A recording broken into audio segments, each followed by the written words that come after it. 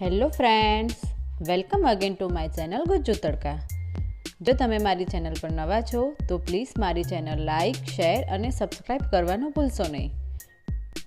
આપણે બધા જાણીએ જ છીએ ફ્રેન્ડ્સ, આઈસ્ક્રીમ જે નાના મોટા બધાનો ફેવરેટ હોય છે અને અત્યારના સમયને અનુલક્ષીને ઇમ્યુનિટી બૂસ્ટ કરવી ખૂબ જ જરૂરી છે. તો આજે હું આ બંને વસ્તુનું એક કોમ્બિનેશન કરીને એક તદ્દન નવી જ વસ્તુ લઈને આવી છું, જેનું નામ છે ઇમ્યુનિટી બૂસ્ટર માવા આઈસ્ક્રીમ, જે બધાને ભાવશે. તો હવે આપણે બનાવવાનું શરૂ કરીશું. ફ્રેન્ડ્સ, ગુજ્જુ તડકા ચેનલ સબસ્ક્રાઈબ કરો, સાથે બેલ આઇકન પર પણ ક્લિક કરો અમારા નવા વિડીયોની અપડેટ સૌથી પહેલાં મેળવવા માટે. સૌ પ્રથમ ઇન્ગ્રેડિયન્ટ્સ વિશે જાણી લઈશું. 1 ચમચી વરિયાળી, 10 લવિંગ, મરી, તજના ટુકડા, ઇલાયચી પાવડર 1 ચમચી, મિલ્ક પાવડર અડધો કપ મલાઈ, પિસ્તા, કાજુ, બદામ આ બધું રોસ્ટેડ કરેલું છે, તુલસી, આદુનો ટુકડો, હળદર અને 1 કપ ખાંડ. આપણે અહીંયા 2 લીટર દૂધ લીધેલું છે. તો હવે બનાવવાનું શરૂ કરીશું આપણે. સૌ પ્રથમ આપણે અહીંયા વરિયાળી, લવિંગ, તજ અને મરી આ બધું ક્રશ કરવાનું છે. ત્યારબાદ આદુને આપણે છીણી લેવાનું છે.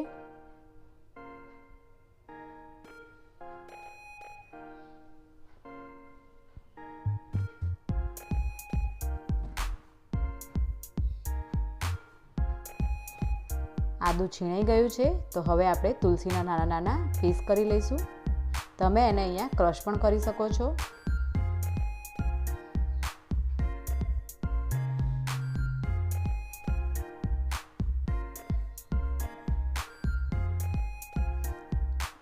ક્રશ થઈને અને છીણાઈને રેડી થઈ ગયું છે. તો હવે આપણે બનાવવાનું શરૂ કરીએ.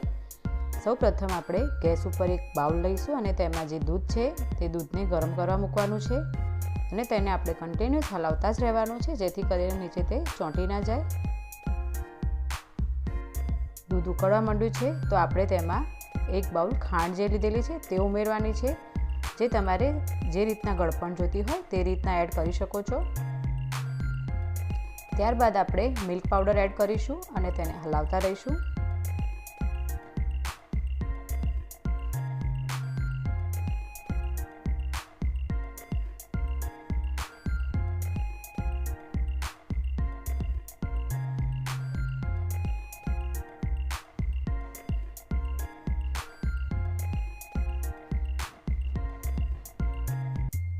દૂધ અડધું થવા માંડ્યું છે તો હવે આપણે તેમાં જે મસાલો બનાવેલો છે તે મસાલો બધો એડ કરી દઈશું. ઇલાયચી પણ એડ કરીશું, હળદર પણ એડ કરીશું અને તેને બરાબર હલાવી લઈશું. આ મસાલો નાખ્યા પછી આપણે તેને ઉકળવા દેવાનું છે.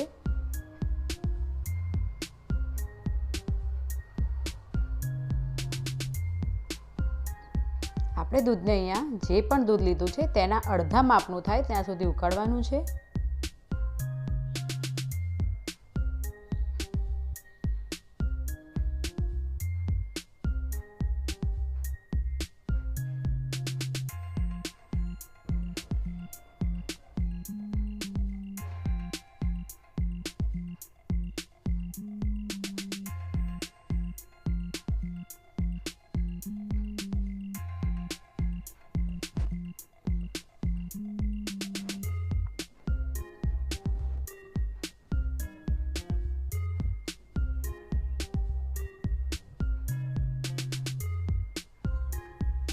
ત્યાં સુધી આપણે એક બાજુ બીજું પેન લઈશું અને તેમાં થોડું પાણી ઉમેરીશું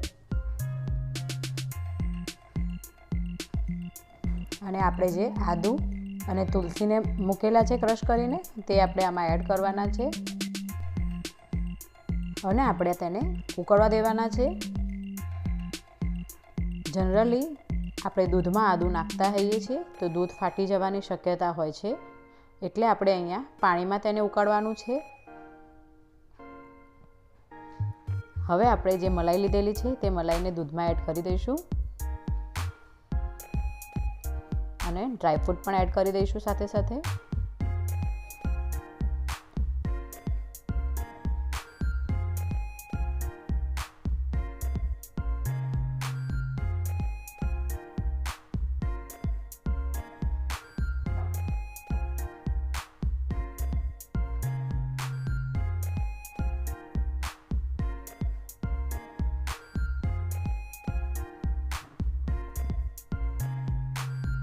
હવે આપણે જે પાણી ગરમ થઈ ગયું છે તો આદુ અને તુલસીવાળું તેને આપણે એક ગળણી લઈને ગાળી લઈશું.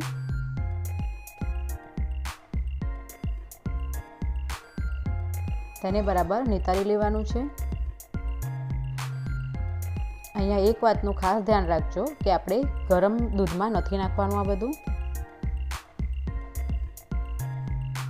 તમે જોઈ શકો છો દૂધ અડધું થઈ ગયું છે અને તે જાડું પણ થઈ ગયું છે.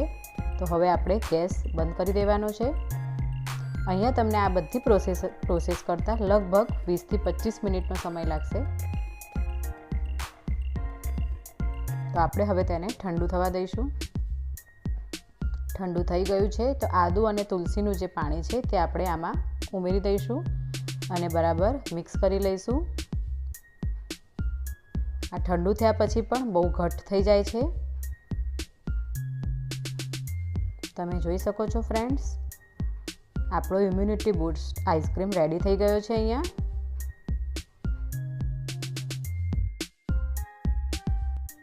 તો હવે આપણે આ કન્ટેનરમાં અહીંયા કાઢી લેવાનું છે. અહીંયા મેં આ ટાઈપના કન્ટેન યુઝ કર્યા છે. તમારી સાથે જે પણ અવેલેબલ હોય તે તમે યુઝ કરી શકો છો અને કંઈ પણ ના હોય તો તમે એરટાઈટ ડબ્બો લઈને તેમાં પણ આને ફ્રીઝ કરી શકો છો. તો હવે આ રેડી થઈ ગયા છે. તો તેની ઉપર આપણે એલ્યુમિનિયમ કોઇલ ઢાંકી દઈશું.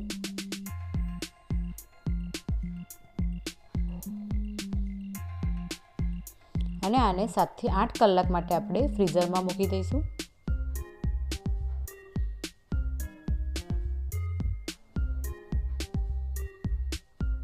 ફ્રેન્ડ્સ, 7 થી 8 કલાક થઈ ગયા છે. તો હવે આપણે તેને જોઈ લઈશું.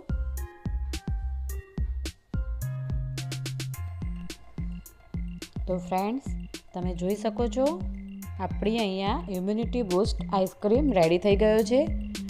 તો તમે પણ આ રેસીપી ઘરે ચોક્કસ બનાવજો અને હા, કેવી બની છે તે કમેન્ટ કરીને મને જણાવવાનું ભૂલતા નહીં.